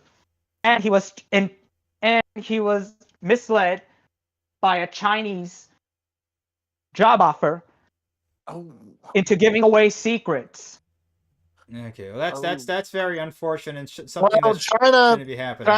they claim China's better That than guy us. So happened they to be a want somebody boomer. from us. Kevin Mallory happened to be a boomer. Okay, so here we go. Okay, so for anybody who doesn't know who this is, all right, real quick. Okay, Kevin Mallory, a former CIA case officer and Defense Intelligence Agency senior intelligence officer, convicted in 2018 of espionage for spying on behalf of China, charged with transmitting classified national defense information, at least one top secret document, Chinese officials. The case stemmed from a recruitment effort initiated in early 2017 when Mallory, facing severe financial distress, over $230,000 in debt and months behind on his mortgage, responded to a LinkedIn message from a Chinese headhunter, later identified as a Ministry of State security operative. Mallory traveled to China twice, received a covert Samsung phone for secret communications. Okay, it's not like he wasn't doing this not on purpose. It wasn't like an accident, man. He went to China, received a covert phone for secret communications, and did this. I mean, it's kind of... I feel bad that he was in dire financial straits, but... I mean, it's not good. And there are people out there that actually hold cleaning on. toilets, but this is treason. That is treason. Yeah, it is treason. That absolutely is treason. Okay, especially going behind government's back. Yeah, and like China, And that's why people are like, "Oh, underemployed- communism is so good. Oh, look at what communism did to China." Yeah, well, you don't see the dirty part of China, which is they're stealing from everybody else. Yeah, and that's what I keep saying about this whole sort of stuff, and the whole thing is like I get it. These Chinese cars are great and whatever, and they can they're bouncing and all that sort of stuff, and they're going you have 300 Where mile did an they hour get the electric idea cars. from? Yeah, that's our technology that they're basically jumping up from, and then our own companies don't even want to give us that technology for a good amount of price. No, more than not just that. yeah. Really, it's no. It's more like they're taking what we have for technology. They're copying, pasting it, and then claiming it's their own, adding a little twist to it. Well, to make it like it's their own. Well, the problem is not just and then try and patent it. Yeah. We can't. And that's why they can poop on all these trains. Even higher speed rail trains are no problem for them. Yeah, but Shanghai, because they don't have labor. They don't have the labor laws. Rail line. But why spend billions of dollars in 5 to 10 years to You could spend billions of dollars in 5 to 10 years to research it, or you can just spend a couple $1 million at most to pay some guy to steal the blueprints for you, and then you just copy paste. Yeah, and that's literally what they did. The research time. And that's what they did. They have no qualms that people claim that, oh, you stole this, and they're like, yeah, so what?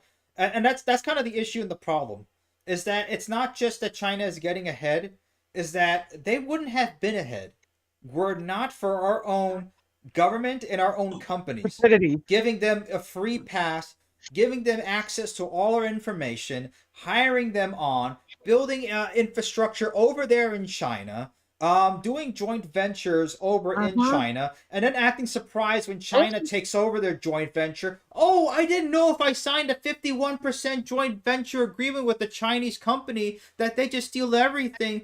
Oops, I didn't know. That's the problem. Not to mention that oops, I didn't know. I just didn't look at the other 50 companies that it happened to and think I was going to be. You know what? You know what's even funny about China? They take people from us too. Yeah, exactly. So I mean, what happened? I was former governor.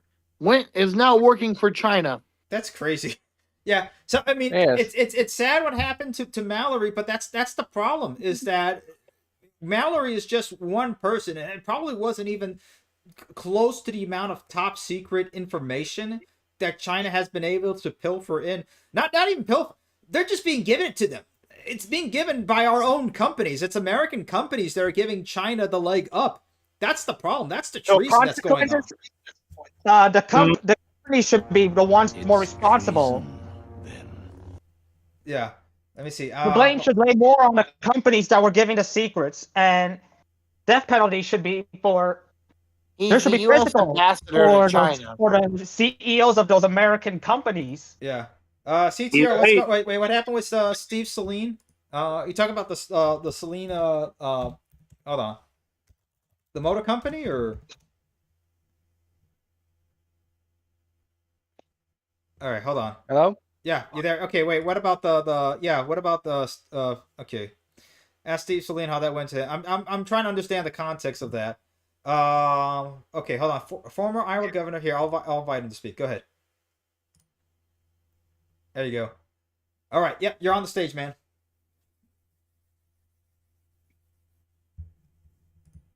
Okay.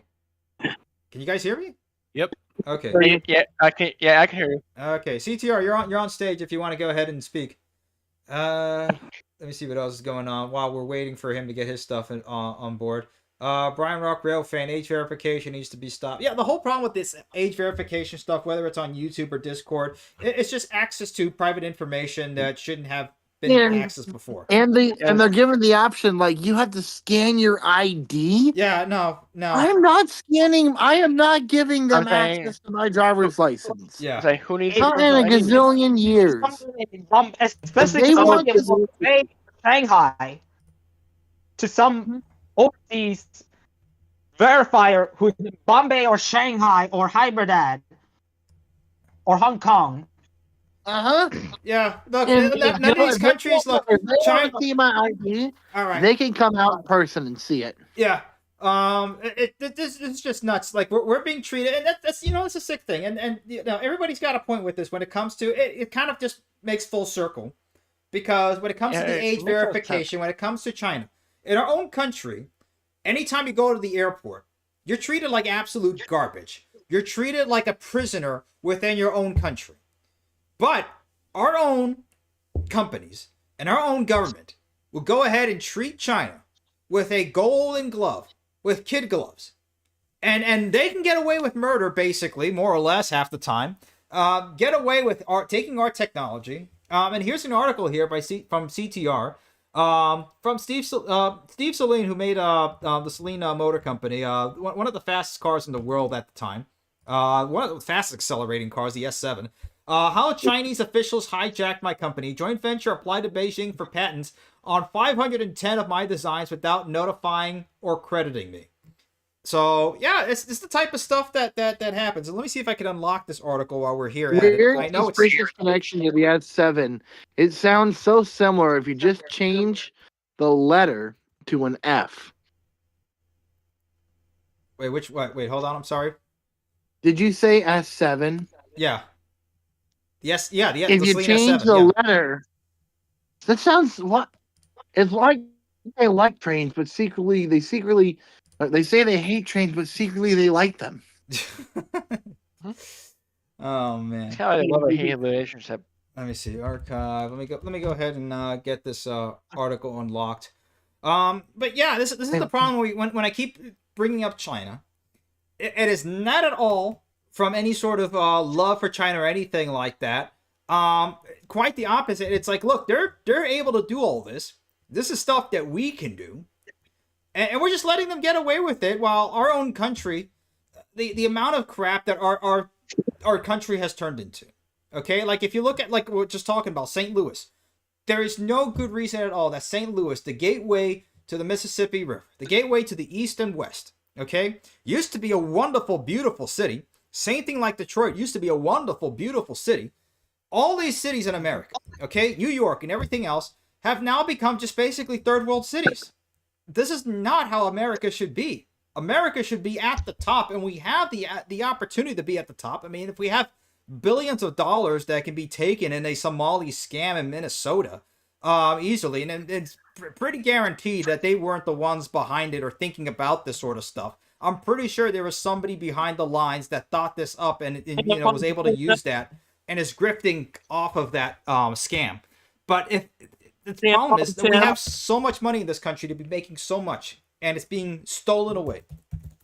Remember when you said that interstate highways are literally, and the suburbs are literally dividing communities into their own bubbles, making individual Burritovilles in their own bubbles? Mm-hmm. Well, it's a very good thing to mention that on the day after Martin Luther King Day, because the interstates have really messed up communities in more ways than one. They put another form of segregation. Yep, segregation by design. Yep. Yeah. And I mean, it's not just. I mean, it's both white and black, because if you go to a lot of the cities, like you go to like some place like Milwaukee, and there's been studies done on a lot of these Catholic neighborhoods where you used to be able to walk around, and a lot of these neighborhoods completely destroyed after the highways. A lot of those families moved and left. A lot of that culture is now gone. A lot of that family cohesiveness completely gone. The factories that used to be there, the businesses that used to be there, the churches that used to be full all the time, almost every day and on Sundays, wasted away. So that's the problem with these highways and systems that we've brought here in the United States. They're not natural, and they completely ruined the cohesiveness of America. All these very same vital organs of the community that you mentioned, like church, factory work, also makes up the fabric of the black community. Yeah, and a lot of other communities too. I mean, that's stuff like that. Completely get it and understand. Yeah, it's not because they have low intelligence. Believe me, yeah, we'd all be better off if we didn't have the highways the way that they were in this country. We all of us would be better off, white and black. Mm-hmm. Oh yes, definitely. I got an Alco meme. I got another Alco meme and a video one. All right, let's go. Let's get the Alco meme. Okay, let's. It's 9:39, guys. Let's 5 more minutes and then we'll call it a night over here.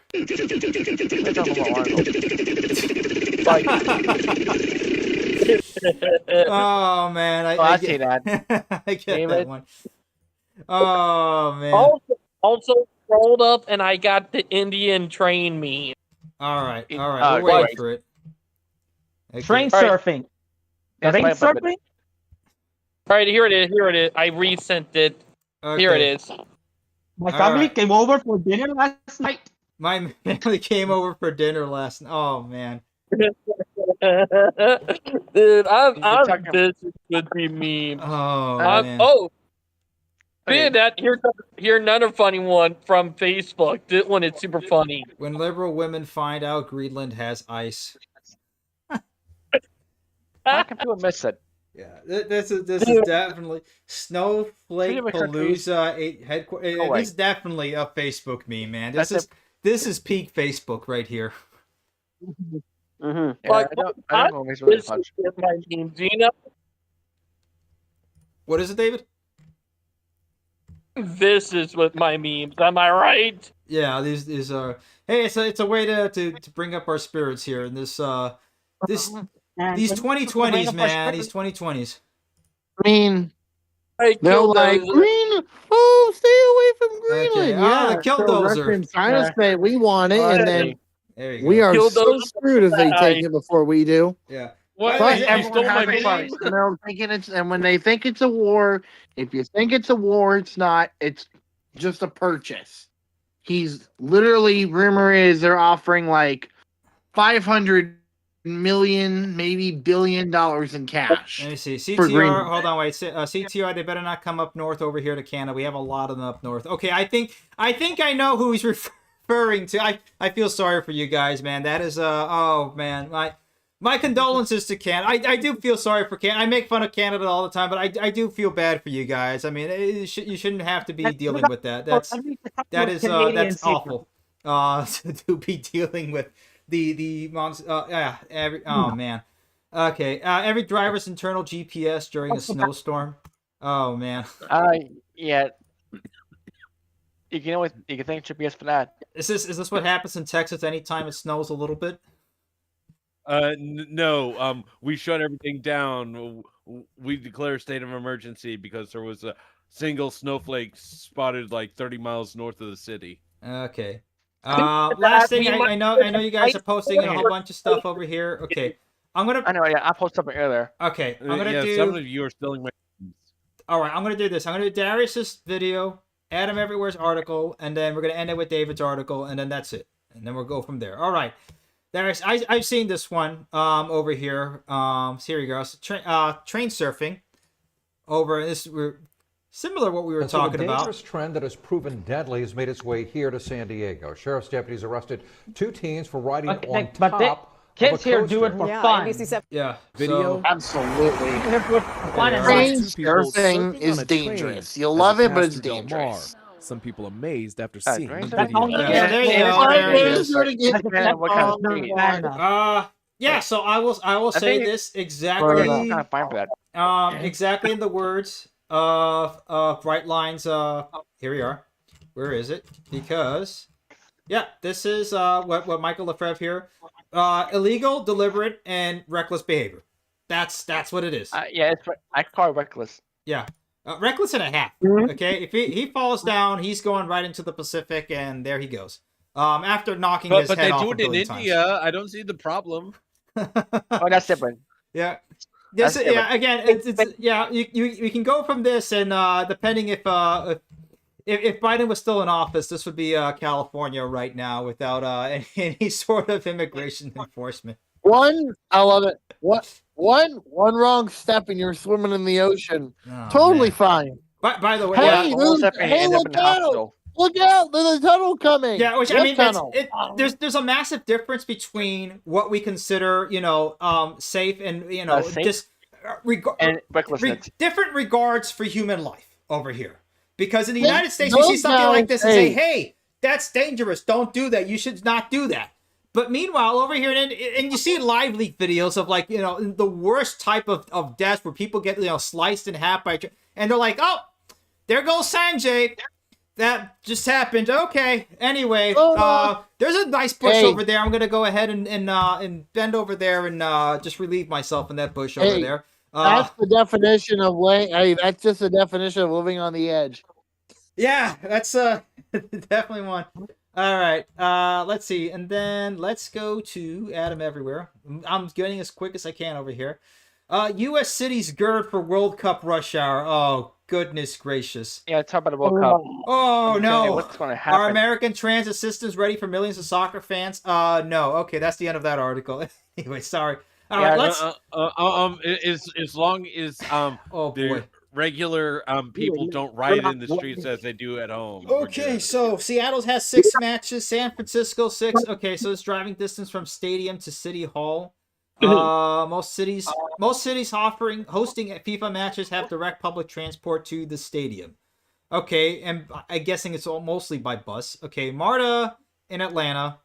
Seattle. The link is pretty good from what I've heard and seen in Seattle. SEPTA in Philly. Most of you guys take a train. Game day I love shuttles how in they're Kansas. all like, no, don't come to America for the FIFA World Cup. It's going to be dangerous. I'm saying, well, too bad because everybody's going to be coming. Yeah, I don't think Europeans don't understand that when we talk about the country of the United States, when we talk about the country, we're meaning the whole country. When they're talking about countries from a European perspective, they mean states, and they don't understand that. They don't tend to understand. Oh yeah, I'm gonna go visit New York in the morning, and then I'm gonna take a train and go to LA at night. No, that doesn't happen. But Europeans, you don't understand what the size of America. Oh, they will. They will once they arrive and they look at the drive between LA and New York, and they're like, how do people live in this country? How does this country stay together as one? America, baby. Yeah. You can wake up and this is great. I saw some former military guy. He's the fat electrician.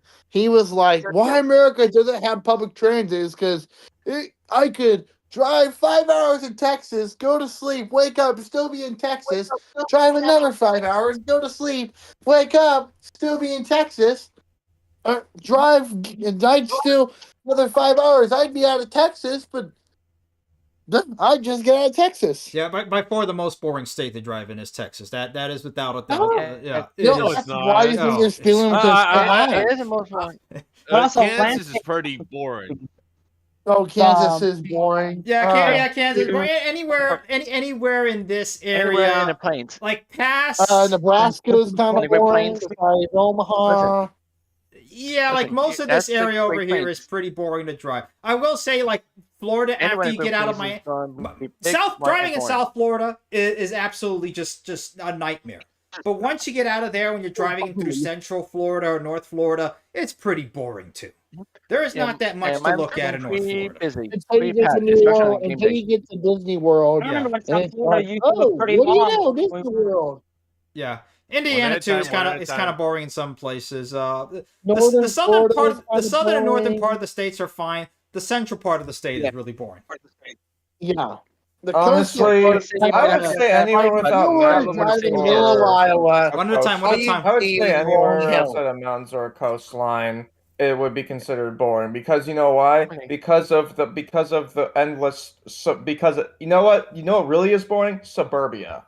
Most of the U.S. is suburbia. Yeah, that's like driving in Houston is just absolutely just it's and the traffic. It's boring. Houston is here's a majority. Okay, here's a question: does anybody live near an NFL stadium? Yes. Yeah. Nope. Let's put it this way. Adam, define it near. Yeah, Houston's big. I'm pretty sure it's bigger than Luxembourg. Yeah, and my state does not have an NFL stadium. Actually, Chicago. Well, the Chicago area is bigger. Chicago might lose their NFL stadium. Not that I want their stadium to be coming over to Indiana, but that might be happening. Hey, you have to tell them to change their name to the Indiana Bears. The Bears. Oh no. The Bears. Okay. Okay, I live 15 miles from the Colts Stadium. Let's put it that way. From Lucas Oil Stadium, I live about 15 miles. Bears. Not far. On the other side of town. I live. Hang on, what's my distance from? You can say 17 kilometers from here to MetLife Stadium. Yeah. Saying that, Dimitri. What's up? Dimitri, we got a freight article. Okay, we're done with the articles. Hold on. Okay, I live like 3 hours from US Bank Stadium. Okay, that's nowhere near a stadium. That's 3 hours. Exactly. My state doesn't have an NFL stadium. I don't live near an NFL stadium. I live near a college stadium. Yeah, you and me both, bud. You and me both. Last night when Trump actually came in, I actually had my radio on that actually has receives airband frequencies, and when he landed at North Perry Airport, which I get their control tower frequencies from here, I could actually hear the chatter of Secret Service and Marines. Oh, dude. Yeah, because he was there at the college football final last night too. Yeah, that was quite a watch. I love watching that game. Yeah, that was a darn good game. I think this is a good place to end it there. End it here, guys. So, pretty crazy. Pretty crazy amount of articles and stuff happening in the month of January. Oh, Dimitri, we going to get more intense in a couple months. It's pretty good. Yeah, I think we'll definitely have to talk about the World Cup coming on. So, hey, a whole lot of sports coming up. We got the the Australian Open is happening. We have the Winter Olympics. Not sports ball, but it is a sport. Then we got opening day for the MLB. We have the World Cup coming over here. So yeah, a whole lot of stuff happening this year. A lot of stuff, and it's gonna be exciting. Dimitri. This year, maybe last year, Messi might come. Yeah, sports ball riots to come to A2R gaming. Yeah, that's especially if it's going to be in Philly. Yeah, we need to see more sports ball riots. Yeah, but if Philly plays in a playoff game, if they win, they riot. If they lose, they riot. It's called celebration. But Dimitri, speaking of that, if we want to end the live stream on a funny note, I inserted another Indian train meme. All right, here we go. Yeah, David's Indian train meme. One more. I just want to see the moment where the inspector comes checking the tickets. Oh man. You know what? I of all the videos I've seen of the horrors of Indian train travel, I have actually never seen an inspector. I mean, I've seen them throw trash outside. Like they just sweep up the trash and then just throw it out of the moving train. Like they don't even put it in bags. They just throw it out the train. What the fuck? Oh man! I can see on your ticket right here that you were third class. This is a second class seat. Please move to the third class seats, please. I think that's all they have is third class seats. Oh man. Okay, guys. Hey, as bad as it is over here in this country, at least we're not Canada. Sorry, CTR. We're not that bad. And there goes the monetization. Yeah, from the Canadians are taking away the monetization. Alrighty. Oh man. Look at us. Okay. Anyway, folks. All right, here we're gonna end it right over here, guys, before we get even more demonetized. Alrighty. Thank you all for joining on board. We're gonna end it right over here on this.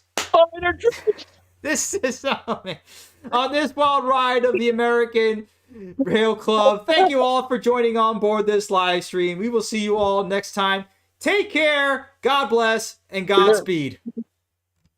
Bye, guys. Have a nice week, everybody.